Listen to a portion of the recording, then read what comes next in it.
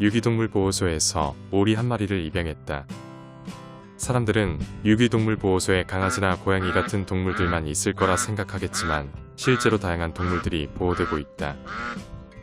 안타까운 건 이런 다양한 종류의 동물들이 시골이 아닌 대도시에서 좀 더 많이 버려지고 있다는 것이다. 아마도 한때의 호기심으로 키우다가 관리하기 힘들어지니까 이렇게 버리는 것 같아 너무 안타깝다. 하지만 한편으로 보면 이 녀석에겐 이곳에 올 수 있는 커다란 행운이 뒤따랐다. 대부분의 사람들은 작고 귀엽게 생긴 고양이나 강아지를 입양하고 결국 나머지 동물들은 때가 되면 안락사 되어버리기 때문이다. 물론 원래 보호자를 만나는 것이 동물들 입장에선 가장 좋은 일이겠지만 대부분의 경우 버려진 동물을 다시 찾는 경우는 매우 드물다. 그 다음날 입양되어 온 흰놀이는 아직 친구를 만들지 못하고 홀로 지내고 있다. 그나마 다행스러운 것은 닭이나 거위들과 달리 오리들은 새로운 녀석에게 텃세를 부리지 않는다는 점이다. 지금까지 오랫동안 농장에 가금류들을 키우면서 느낀 것은 오리들의 친화력이 다른 동물들보다 매우 좋다는 것이다. 오리들의 주요 관심사는 오로지 먹을 것과 물놀이밖에 없는 것처럼 보인다. 성격도 너무 좋아서 지금까지 싸우는 모습을 본 적이 없을 정도다. 하지만 새로운 흰놀이가 빨리 친구를 만들기 위해선 녀석의 노력이 필요하다. 농장의 오리들은 크게 흰오리파와 청둥오리파로 나뉘어져 있는데 새로운 녀석은 아마도 흰오리들과 친해지기가 쉽지 않을까 생각한다. 사실 녀석을 입양해 오면서 수컷이면 좋겠다는 생각을 많이 했었다. 지금 농장에 있는 5마리의 흰오리들은 모두 암컷이기 때문에 수컷이 한 마리 생기면 괜찮을 거라 생각한 것이다. 하지만 현재로선 녀석의 성별을 알 수는 없다. 내년 봄 오리들의 번식기가 찾아오면 그때 녀석의 정체를 알 수 있을 것 같다.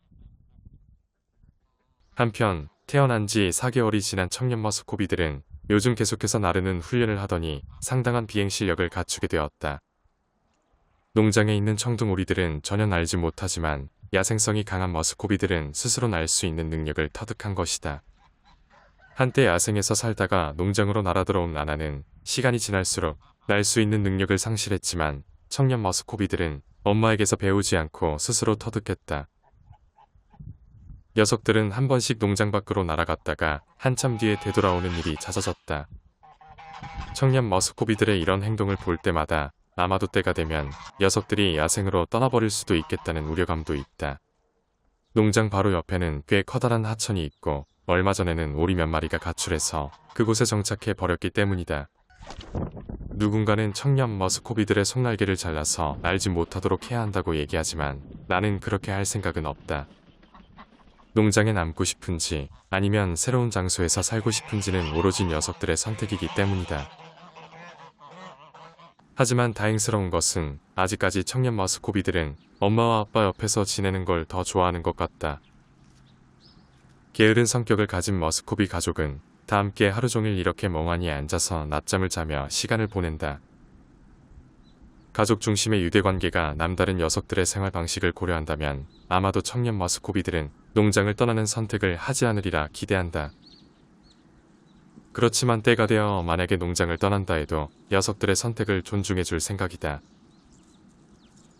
라나 가족이 있는 장소에서 머지않은 곳에는 혼자가 된 포비가 오리들과 지내고 있다. 하지만 내년 봄이 되면 포비도 가족을 거느리게 될 것이다.